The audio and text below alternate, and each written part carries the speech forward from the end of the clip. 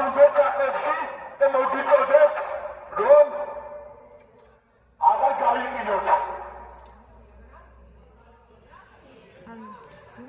ქაბატონები, ძალიან გამაგრებულია ეს იცი, არ გვინდა ქაბატონები ბრძანდებით. არ გავაკეთოთ ეს ყველაფერი. ქაბატონები, ძალიან გამაგრებული არ ვიტკინოთ, არ დავიზიანოთ და ზედმეტი მოძრაობებისგან თავი შევიკავოთ, რადგან უბრალოდ ფიზიკურად შეუძლებელია რომ ეს გავუკლავდეთ.